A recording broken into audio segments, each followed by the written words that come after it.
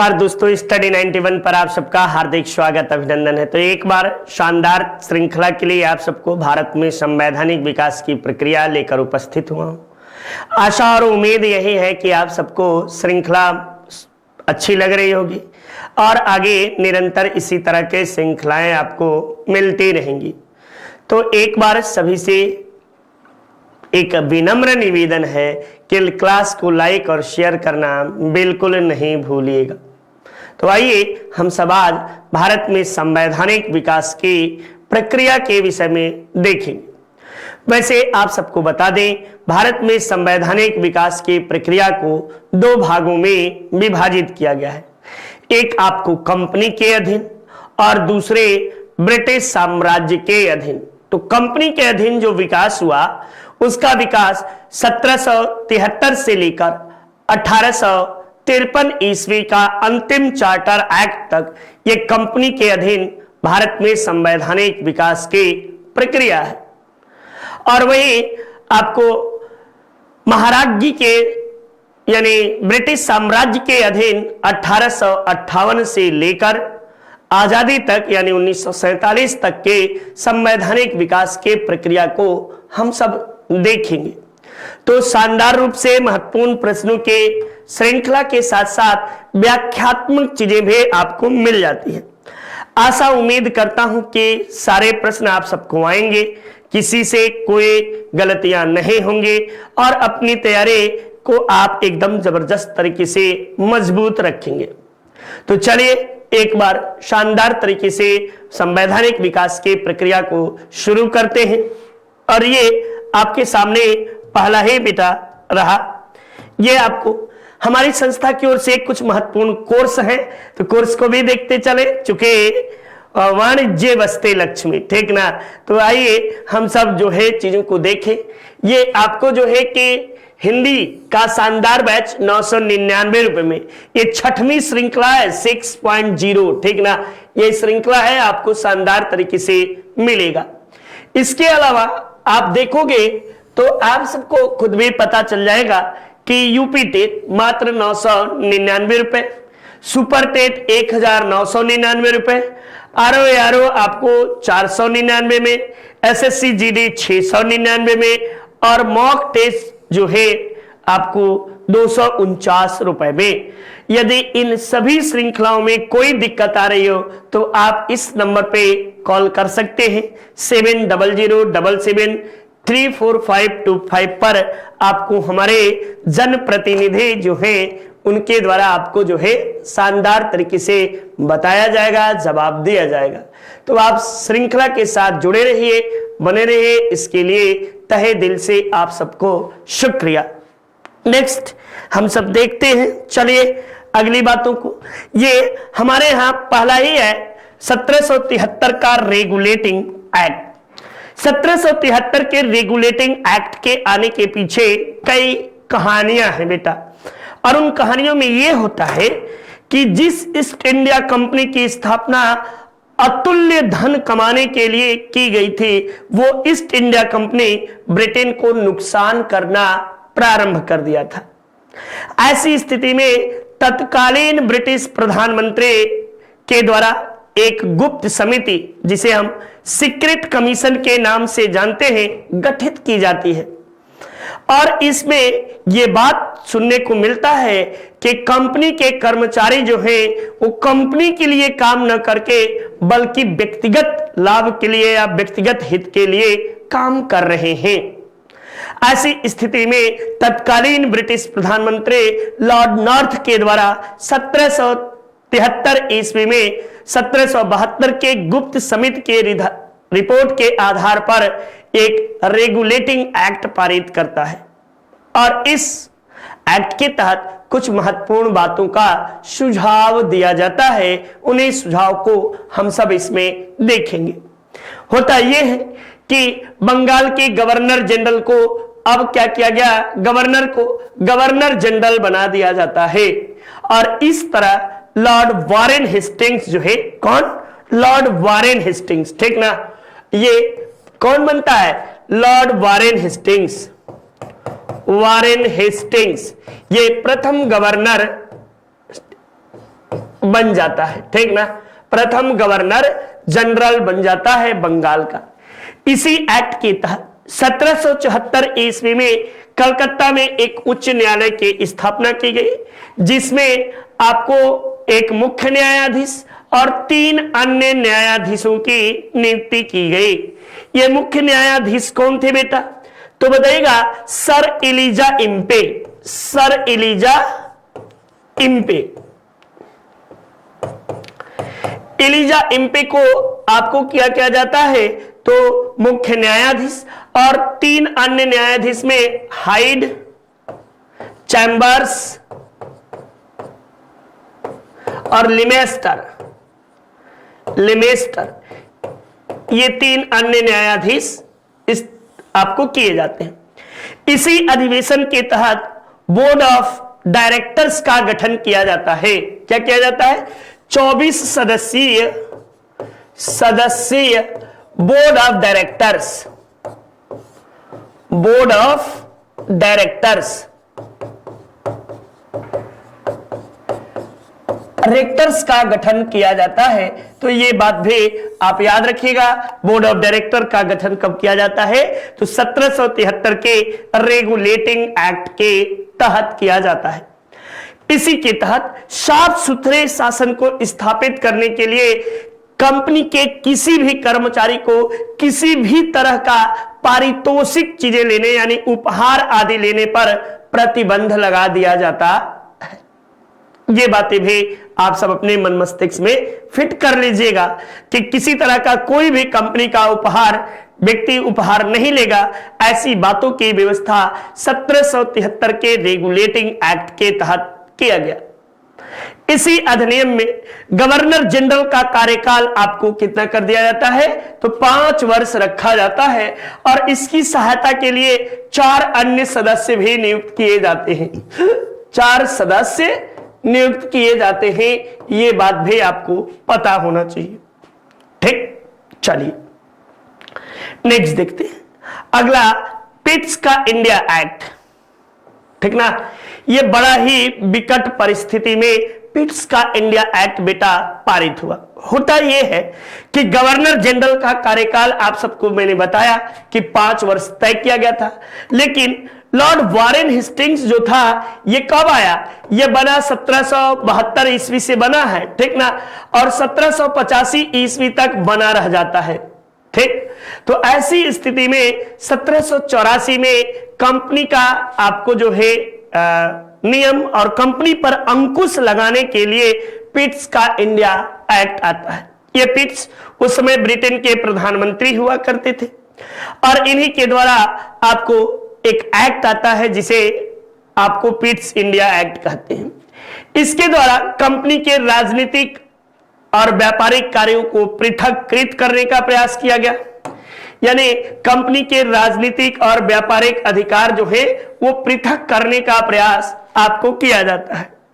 इसी में board of control, ये 8 सदस्यीय नियंत्रण बोर्ड या बोर्ड ऑफ कंट्रोल जिसे बोलते हैं, ठीक ना, बोर्ड ऑफ कंट्रोल का गठन किया गया। ये बातें याद रखिए। गवर्नर जनरल को प्रधान सेनापति की शक्ति प्रदान कर दी गई। अभी ऊपर में गवर्नर जनरल को प्रधान सेनापति की शक्ति प्राप्त नहीं थी। अब दोनों अधिकार सर्वप्रथम लॉर्ड कॉर्नवालिस को प्राप्त हुए, यानी ये गवर्नर जनरल भी हुआ, जनरल प्लस मुख्य सेनापति, ये दोनों शक्तियां पहली बार लॉर्ड कॉर्नवालिस को प्राप्त होती है।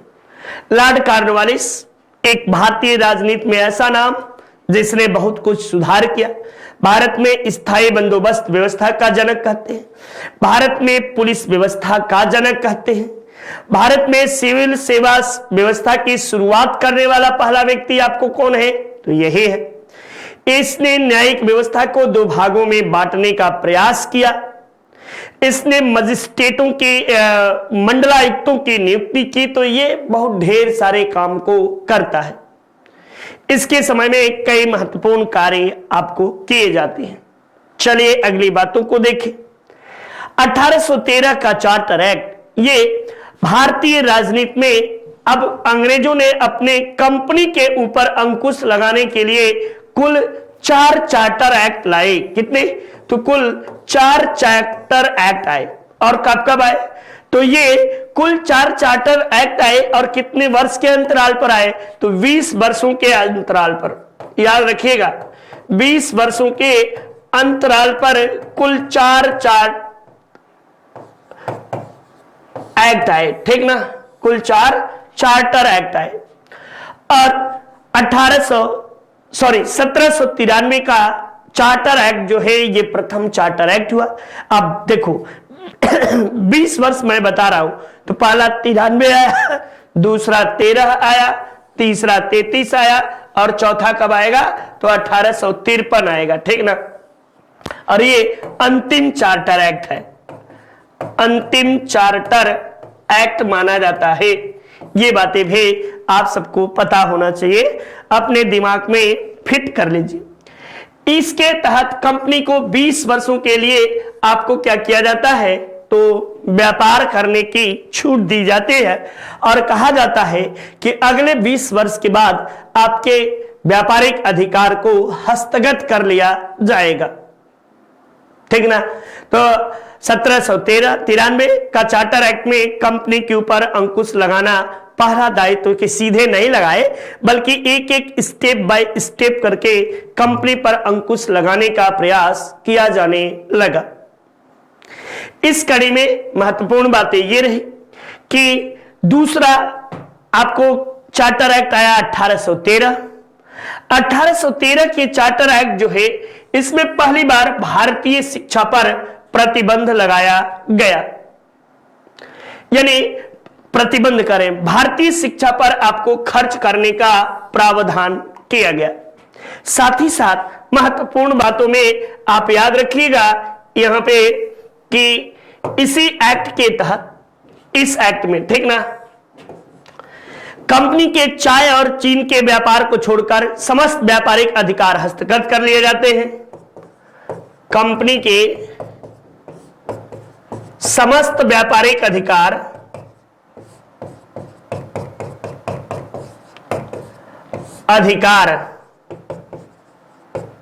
हस्तगत कर लिया जाता है। ठीक ना? ये लेकिन चाय और चीन के व्यापार पर एकाधिकार बना रहता है यहीं पे, परंतु चाय और चीन के व्यापार पर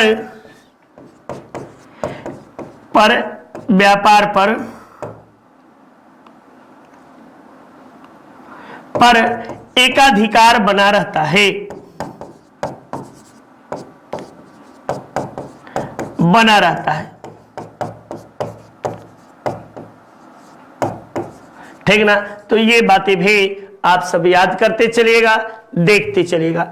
ये मेन परीक्षा में आपसे यही लाइन पूछा जाता है, आपकी परीक्षा में यही बातें पूछी भी गई है। ठीक ना? तो पहली बार भारतीय शिक्षा पर 1 लाख रुपए खर्च करने का उपबंध किया जाता है, ये 1813 के चार्टर एक्ट में। 1833 के चार्टर एक्ट में, इस चार्टर एक्ट यानी ये तीसरा चार्टर एक्ट है, ये कहवा है?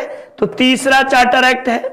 और इसके तहत बंगाल के गवर्नर जनरल को अब संपूर्ण भारत का गवर्नर जनरल बना दिया जाता है।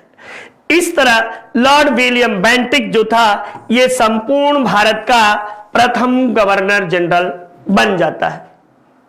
ठीक ना? और देश की शासन व्यवस्था में केंद्रीकृत करने का प्रयास किया गया। साथ ही साथ महत्वपूर्ण बातें, कंपनी के समस्त व्यापारिक अधिकार समाप्त कर दिए गए। ठीक? कंपनी के समस्त व्यापारिक अधिकार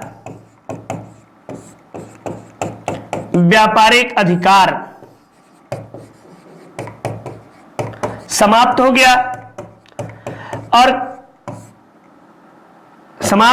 गया और कंपनी को प्रशासनिक कार्य करने की जिम्मेदारी दी गई। कंपनी को प्रशासनिक कार्य कार्य करने की जिम्मेदारी सौंपी गई। ठीक ना, तो ये बातें भी आप सब याद रखिएगा। नेक्स्ट महत्वपूर्ण बातों में गवर्नर जनरल की परिषद में एक चौथा सदस्य के रूप में विधिवेत्ता यानी कानूनी सदस्य आपको नियुक्त किया जाता है, और यह प्रथम कानूनी सदस्य लॉर्ड मैकाले था। ठीक ना, लॉर्ड मैकाले की अध्यक्षता में एक विधि आयोग स्थापित किया जाता है, यह भी आप याद रखिएगा। मैकाले की अध्यक्षता में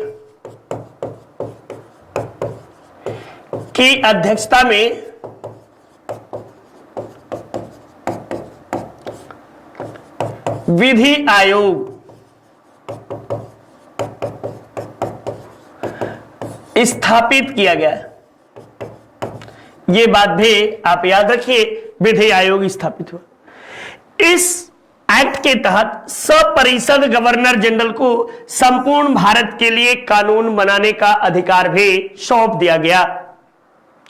साथ ही साथ एक्ट में नियुक्ति योग्यता के आधार पर अपनाया गया, न कि ऊंच नीच, लिंग के या जाति के या धर्म के आधार पर जो है विभेद का प्रतिषेध किया गया, लेकिन ये सिर्फ और सिर्फ कानूनी रूप से देखने को मिला। इसका वास्तविक धरातल पर कोई भी चीजें दिखाई नहीं पड़ता है। अंग्रेज वही अपनी मनमानी, वही अपने तरीके से काम करना, उनका जो सिद्धांत था, चूंकि हम सब भारतीय थे और हम सब काले थे, अछूत थे उनकी नजर में, ठीक ना, गंवार थे, पढ़े लिखे नहीं थे, ये उनकी नजर में था। और यहीं पे लॉर्ड मैकाले तो कहता है, जब उसका बाप उससे पूछता है कि बेटा तुम वहां गए हो तो कर क्या रहे हो, तो कहता है कि मैं एक ऐसे समाज का निर्माण कर रहा हूं जो कि दिमाग से अंग्रेज होगा लेकिन शरीर से भारतीय होगा। ठीक ना, यानी अंग्रेजियत पैदा कर रहा हूं, लॉर्ड मैकाले कहता, और करके गया भी। आज भी जिसको अंग्रेजी ज्यादा आती है ना, तो ज्यादा अपने आप को देखते होंगे काबिल थोड़ा सा समझता होगा, लेकिन ऐसी कोई बात नहीं है कि आपको अंग्रेजी आने से आप बहुत कबीला हो गए हैं। ठीक, तो ये बात भी आप याद रखिएगा। भाषा आपको काबिलियत की पहचान आपकी भाषा नहीं, आपके कार्य करने की प्रणाली होती है। नेक्स्ट 1853, ये अंतिम चार्टर एक्ट, इसे हम क्या कहते हैं, अंतिम चार्टर एक्ट। चार्टर एक्ट ये था, ठीक ना, चार्टर एक्ट के रूप में इसे हम सब जानते हैं। ये विधि शक्तियों को कार्यपालिका शक्तियों से पृथक करने का अधिकार दिया गया, इसी में बिल्कुल सही है। नेक्स्ट देखिए, विधि निर्माण हेतु भारतीय केंद्रीय विधान परिषद, यानी पहली बार लोकतांत्रिक प्रणाली की नींव आपको इसी में पड़ती है। प्रथम लोकतांत्रिक प्रणाली,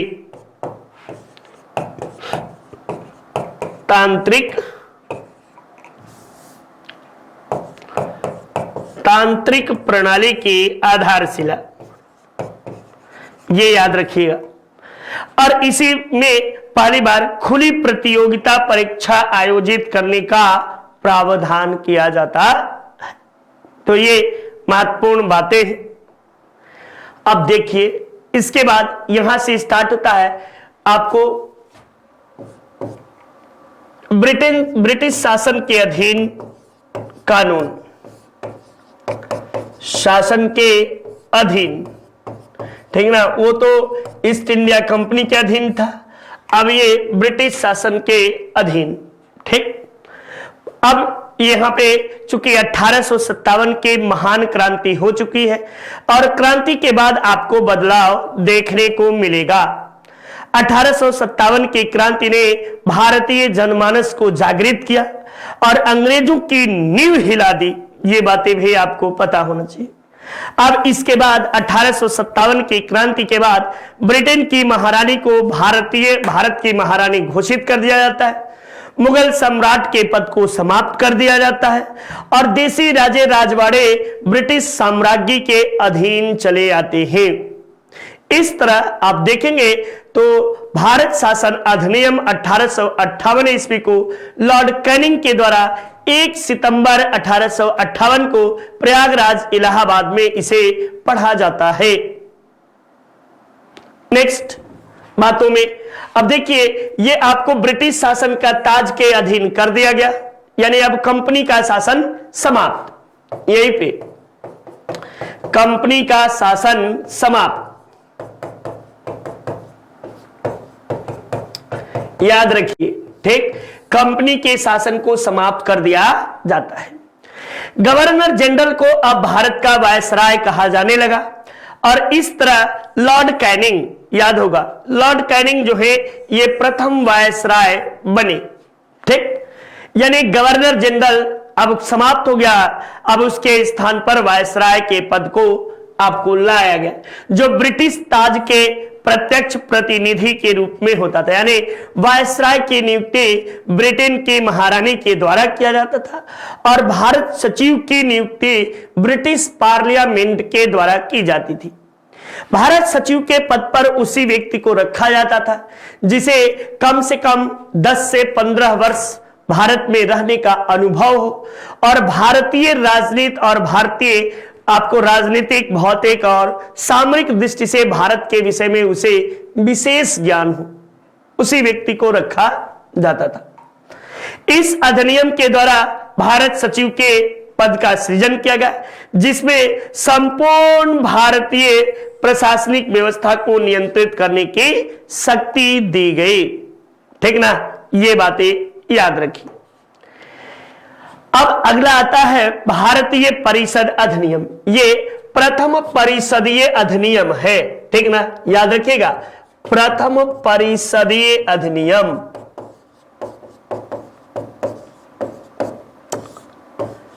अधिनियम ये भी आप याद रखो, प्रथम परिषदीय अधिनियम 1861।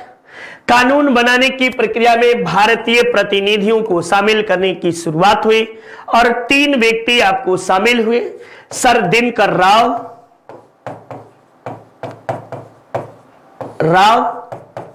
बनारस के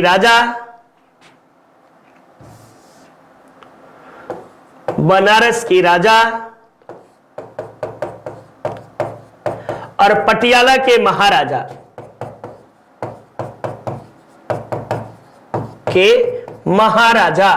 ये आपको जो है शामिल होते हैं।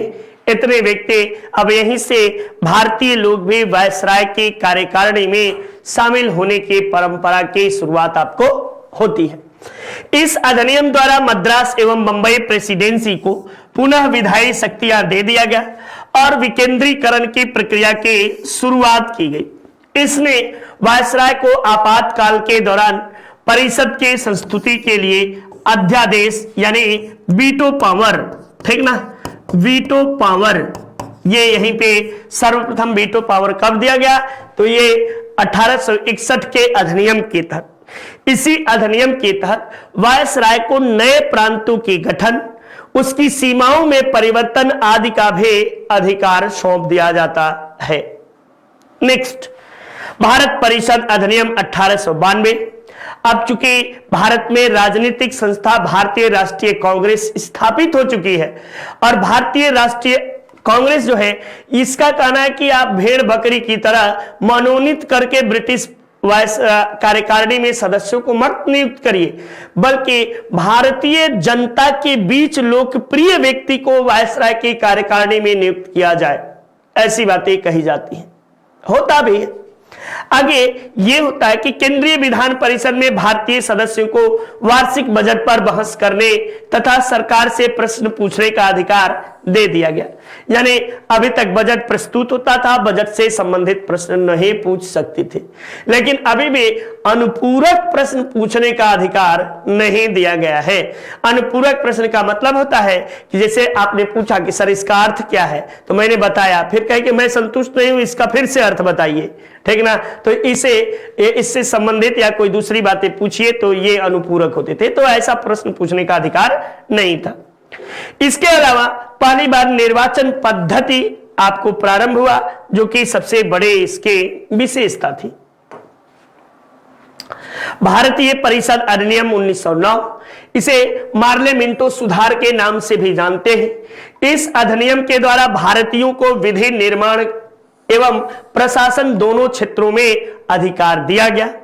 इसी अधिनियम के तहत आपको जो है पृथक निर्वाचन प्रणाली की आधारशिला रखी गई, जो कि सांप्रदायिक प्रतिनिधित्व के आधार पर थी, ठीक ना। और मुसलमानों के लिए पहली बार पृथक निर्वाचन प्रणाली आपको रखा गया। साथ ही साथ बजट से संबंधित बातों पर प्रश्न पूछने और उस पर प्रश्न करने का अधिकार, यानी आपको पूरक प्रश्न पूछने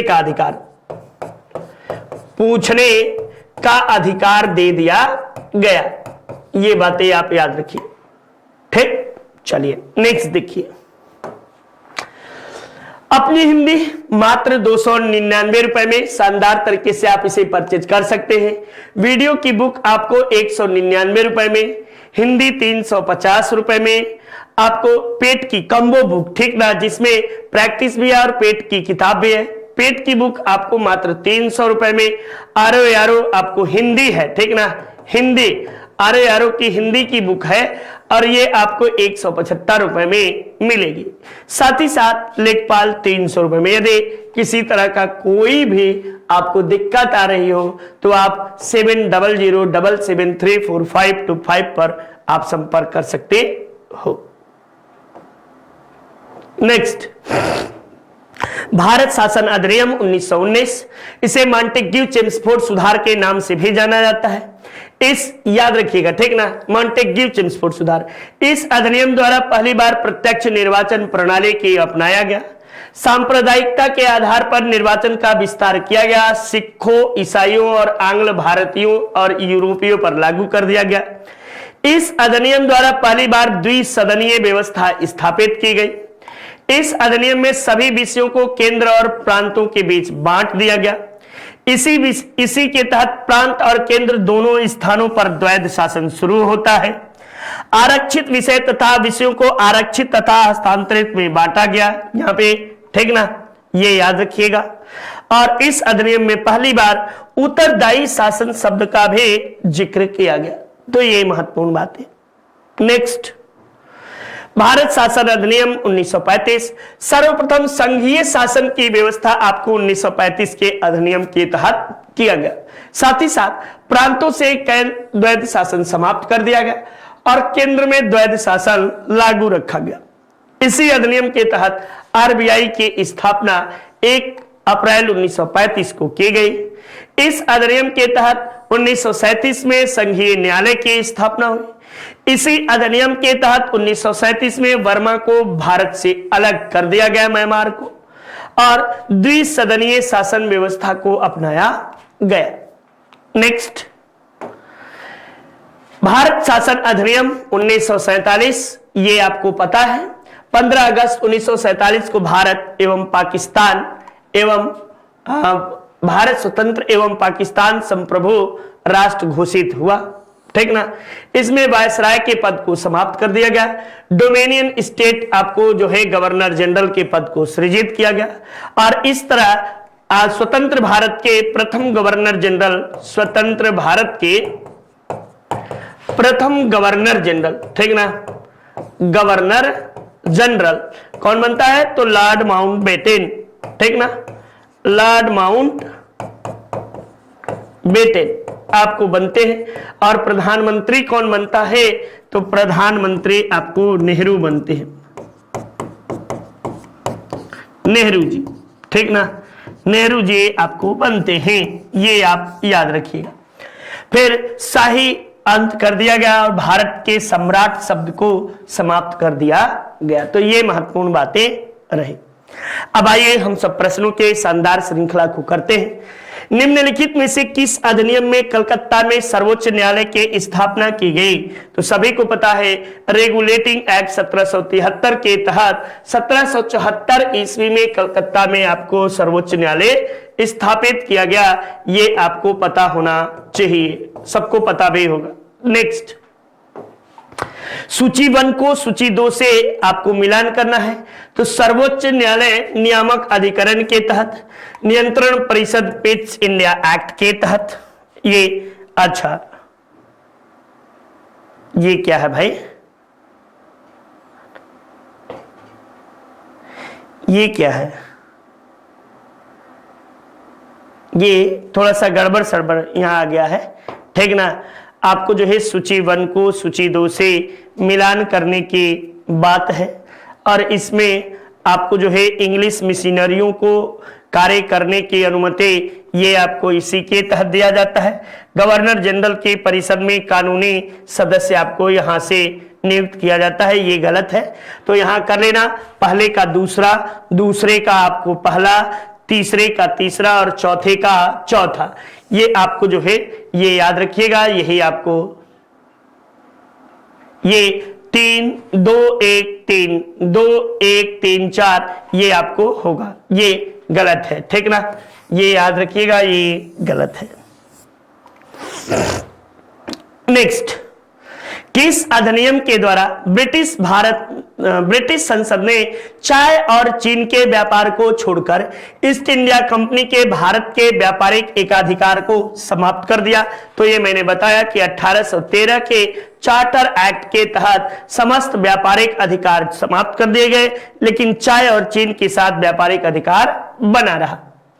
यूजीसी नेट शानदार तरीके से आपको पढ़ाया गया है हमारी संस्था की ओर से, आप इसे परचेज कर सकते हैं और खूब मन लगा के पढ़ सकते हैं। नेक्स्ट, किस अधिनियम ने भारतवासियों को अपने देश में प्रशासन में कुछ हिस्सों में भाग लेना सुनिश्चित किया? तो भारतीय वंशियों को आपको इंडियन काउंसिल एक्ट 1861 में भारतीय लोगों को आपको जो है भाग लेने की अनुमति मिली, ये ठीक ना।